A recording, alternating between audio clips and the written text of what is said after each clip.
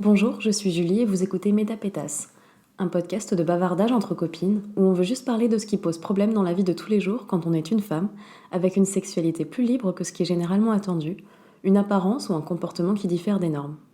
Bref, ces femmes qu'on traite généralement de pétasses, de salopes ou encore de filles faciles ont décidé de prendre la parole pour opérer un retournement du stigmate et se faire entendre. Oreilles sensibles, ne prenez pas tout ce qu'on dit pour des paroles d'évangile. Avant de plonger dans l'épisode du jour, place à un petit disclaimer. Comme nous traitons d'un sujet sensible, voire tabou avec Déborah, nous ne parlons que de notre ressenti et de notre manière subjective et personnelle de voir les choses. En aucun cas, nous ne voulons dire quoi faire aux autres. Nous voulons tout simplement faire valoir notre droit à l'expression et à faire nos propres choix concernant la maternité et notre corps. Et chacune possède son propre corps et devrait avoir le droit d'en jouir comme elle le souhaite, sans subir les pressions de sa famille ou de la société ou de ses amis, concernant ce qui est normal de faire pour une femme ou ce qui est traditionnel. Aujourd'hui, la maternité n'est plus une obligation. C'est un choix, une liberté ou un non-choix conscient et assumé. Nous ne sommes pas des spécialistes ni des professionnels, juste des copines qui discutent de leur expérience avec humour. On peut se tromper, vous pouvez ne pas être d'accord, on peut avoir raison et vous pouvez vous y opposer. Mais on ne parle pas pour tout le monde et on respecte l'opinion de chacune et chacun. Donc merci de respecter les nôtres aussi, on vous fait des bisous et à tout de suite dans l'épisode. Bonjour, aujourd'hui je reçois Déborah. Bonjour Déborah. Salut Julie. Qui es-tu? Présente-toi. Alors du coup, je suis Déborah. J'ai 28 ans, bientôt 29, donc on se rapproche doucement de la trentaine. Je suis barmaid à mes heures perdues et danseuse pendant mes autres heures perdues. D'accord, parfait. Donc si j'ai voulu t'inviter, c'est parce que t'es une super copine déjà. Et ensuite, parce qu'on a un sujet qui nous intéresse toutes les deux, c'est le fait d'avoir envie d'être child-free, donc de ne pas vouloir d'enfant. Et bon, est-ce que tu aurais une autre définition du child-free ou... En fait, oui, voilà, ne pas avoir d'enfant par choix, surtout parce que certaines personnes ne peuvent pas en avoir et ça les blesse. Mais oui, enfin, child-free, pour moi, c'est vraiment des personnes qui n'en veulent pas pour certaines raisons, mais qui pourraient en avoir. Oui, parce que biologiquement, enfin, Voilà. elles ont le corps qui le permet. Ok, c'est un sujet que j'ai toujours voulu aborder sur Métapétas et...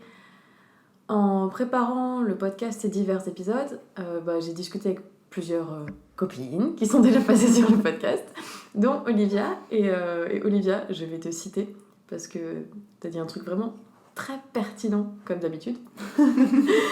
C'est en fait que les personnes qui décident de vouloir ne pas en avoir étaient plus lucides que les personnes qui en avaient sans vraiment réfléchir parce que les personnes child-free prennent la mesure des responsabilités et de toutes les choses que ça implique.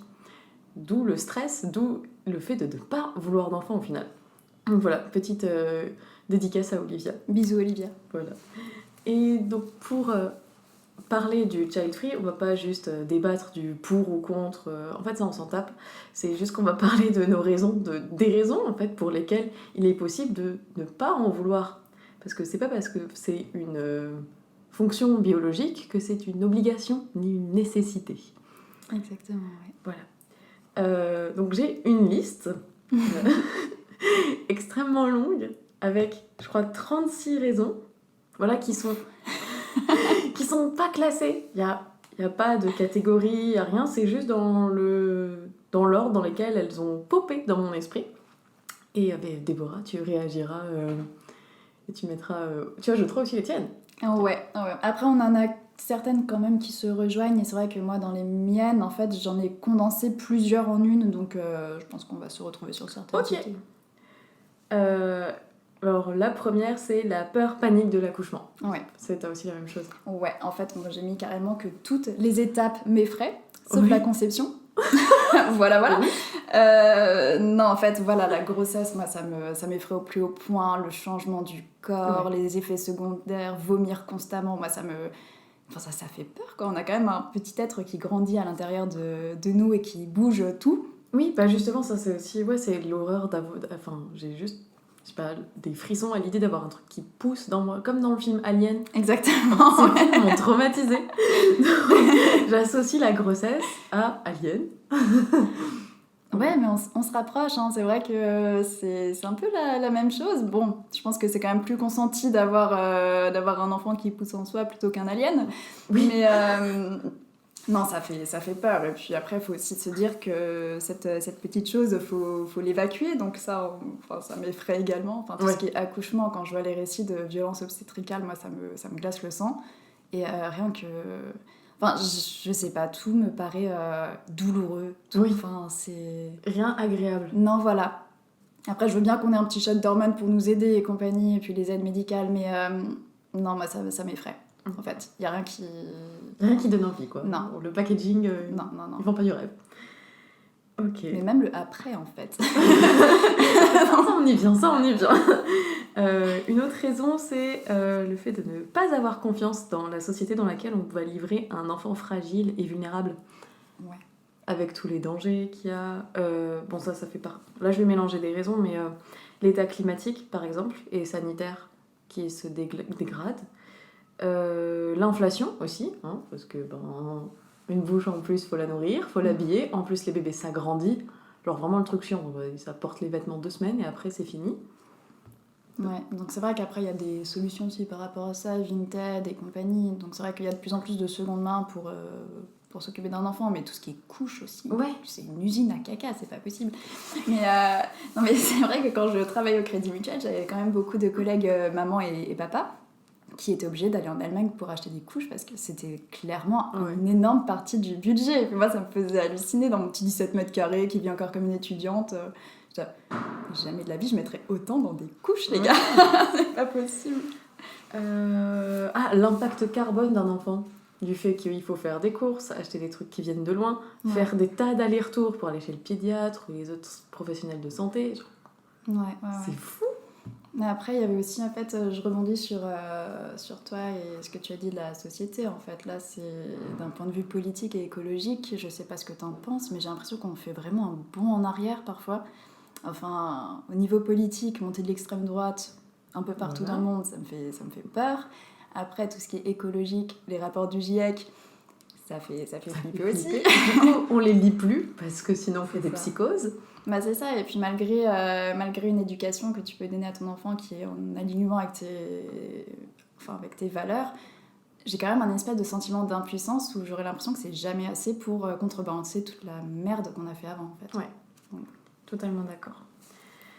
La planète est déjà surpeuplée. Oui, pas ça. Voilà.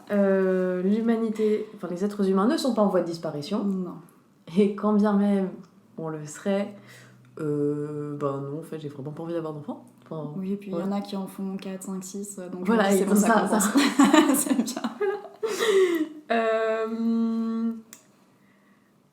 Voilà, c'est des raisons très subjectives qui vont paraître égoïstes et extrêmement prétentieuses, mais en fait je m'en fiche parce que je suis comme ça. C'est que ça prend de la place au sens propre et figuré et c'est pas minimaliste. Ensuite c'est brillant. C'est pas brillant, non, c'est bruyant. Ça, il peut devenir brillant, ça dépend. Mais c'est bruyant, c'est pas propre au début, et c'est un être dépendant qui nécessite d'être gardé et surveillé. Mais moi, en fait, j'arrive pas à rester focus sur un truc tout le temps. Il faut que mon esprit soit occupé ailleurs pour se sentir en activité, parce que si l'enfant ne fait rien pendant 10 minutes, je m'emmerde en fait. Voilà. Pour ça, le babysitting, c'est pas pour moi. Au bout d'un moment, je perds de l'intérêt parce que il fait tout le temps la même chose. Ça, c'est quelque chose que ma maman me disait souvent quand je voulais commencer à travailler aux alentours de 15-16 ans. Tu sais, les tout premiers jobs, elle me disait, mais fais du babysitting. Et je disais, mais non, c'est vraiment un truc, ça m'a jamais attiré, quoi. Je peux pas, j'ai pas cette fibre. En fait, déjà, j'ai pas de patience, j'ai pas de pédagogie. J'ai pas le temps. Non, j'ai pas le temps. Après, les gens se disent, ouais, mais ça paye bien. Non, mais quand même, il y a d'autres trucs qui payent bien et mieux. Hein. Je préférais faire de la plonge dans des restos au tout début, franchement. Voilà, ouais, je comprends. Et puis, c'est fragile, un enfant, j'avais tellement peur de les casser. Ouais. C'est quand en situation sociale, quand il y a un enfant et qu'on me propose de le prendre dans mes bras, je dis non. Garde cette chose. Si je la prends, je suis capable de faire tomber un verre sans bouger. et de casser le verre sans bouger. Donc un enfant, j'ai peur. Ouais. Donc non. Trop fragile. Revenez quand vous êtes un petit peu plus costaud. Et encore. Et encore. Vous êtes vachement plus mignon chez vos parents. Restez là-bas. J'avais quoi encore? Si toi, t'en as à partager, lâche-toi. Non, en fait, par rapport au babysitting et compagnie, je sais pas si toi, là, on revient vraiment au tout début, mais si toi aussi, on t'a fait la remarque de « Ah, mais tu verras quand tu seras plus grand. » Oui.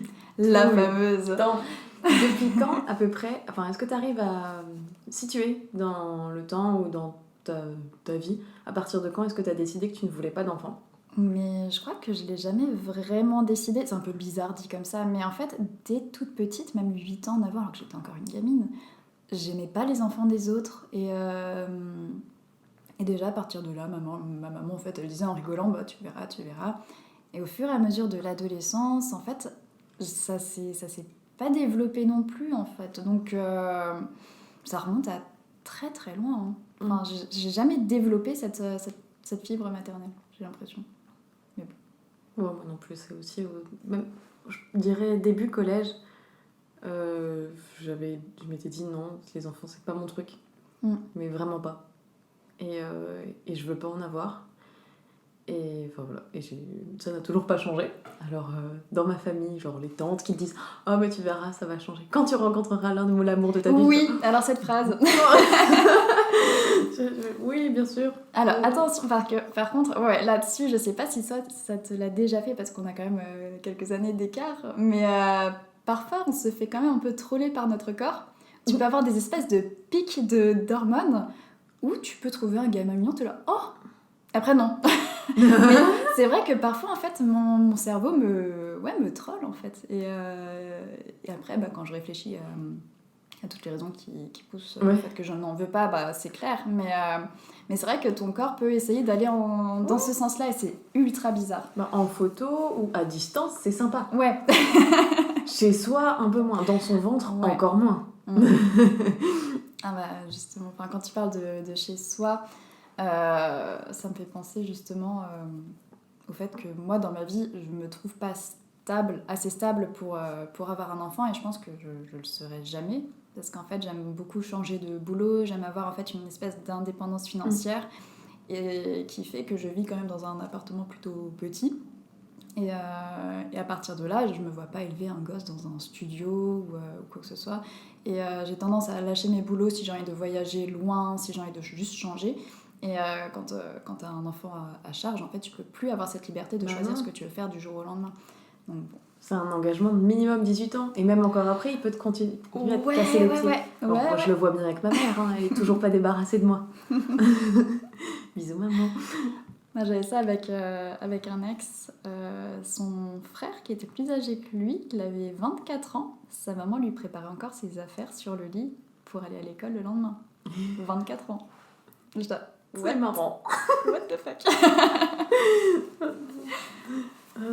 Alors la suite des raisons, c'est que je serai arrêtée par les services sociaux à cause de mon caractère tyrannique, colérique et psychorigide, parce que le gamin serait en burn-out, puisque s'il excelle pas à l'école, ben c'est un naze en fait, et pas de place pour les losers dans ma life.